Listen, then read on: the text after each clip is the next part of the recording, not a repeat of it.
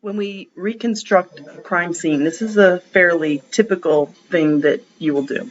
I'm going to discuss reconstructing a crime scene specifically while talking about bloodstain analysis patterns, but the general idea of constructing a crime scene is that you come upon a crime scene after the crime has occurred. And from that crime scene, you need to reconstruct what happened when you weren't there. You have to roll back time. So the idea is what probably happened, the details, how the crime was committed, all of that is part of reconstruction. And we're going to do the reconstruction from a couple of things. So the physical evidence, that's what most of this course is about, evaluating the physical evidence, scientifically analyzing it, and making judgments about it. But it's not that alone. That is what a forensic scientist does the analysis part. But also it is details of observation from the crime scene. So we have to look at the crime scene, the logs, the notes, etc., and details of what was going on, what was found at the crime scene.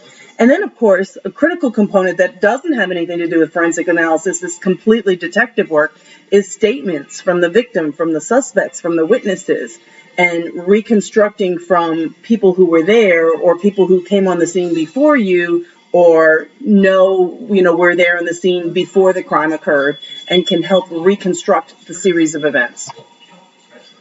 So who does the reconstruction? Again, this is a team effort because it involves a variety of different tasks.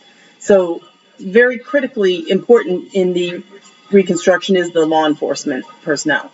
So the notes from the crime scene are going to have a lot of details about the observation and interviews. The detectives will be assessing this and analyzing it. The interviewers, what physical evidence was found, a lot of it comes from that. And then the actual details of analyzing the physical evidence comes from the forensics analyst. One specific forensic analyst, of course, is the medical examiner. If there was a body, then the details of looking at the pathology of the dead body is going to tell a lot about how they died, and maybe things that had happened prior to their death. And then sometimes there's some specialty forensics analysts, specialty scientists. Maybe if there was particularly gruesome things, there might be a criminal psychologist who might be able to go into the mind of a criminal. There may be something specific that's involving digital reconstruction. So definitely it's a team effort. So one specific type of specialist that could be involved is a crime scene investigator. And again, a crime scene investigator is not necessarily something that exists for every crime scene. They tend to exist in larger urban metropolitan areas and smaller rural areas. There usually isn't enough people on staff to have a dedicated crime scene investigator. But the advantages of a crime scene investigator is that they are somewhat in between a law enforcement officer and a scientist. So they have a lot more information about crime scenes, about criminal justice, about the system, about criminal activity. That's very helpful information from the criminal justice law enforcement side. But they also have much more scientific background than a typical law enforcement officer has. So they can analyze evidence and make quick assessments about this looks like this might be important.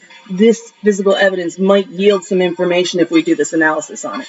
And they tend to work at the crime scene, not in a lab, not in law enforcement specifically, although they're usually employed by law enforcement, but sort of a specialist.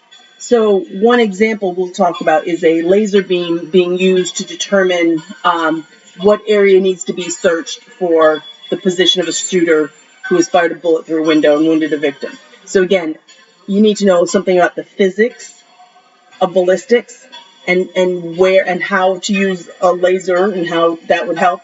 But you also need to know something about the typical crime scenes and typical shootings to be able to determine what would be, similar behavior. So this kind of involves those sort of similar skills. This is a specific example. Again, This is a reconstruction example. We're not talking about blood stain analysis, which is what the rest of the unit is about, but this is an example where you could use from the position of the victim was found, and from positioning where they would have been hit, what position they would have been in when they were hit, working backwards through a known bullet hole of the window, being able to say where was the shooter most likely shooting from, and for there be able to do some very detailed search looking for maybe evidence, maybe the classic things are cigarette butts that might have some DNA analysis on it, or other things like that.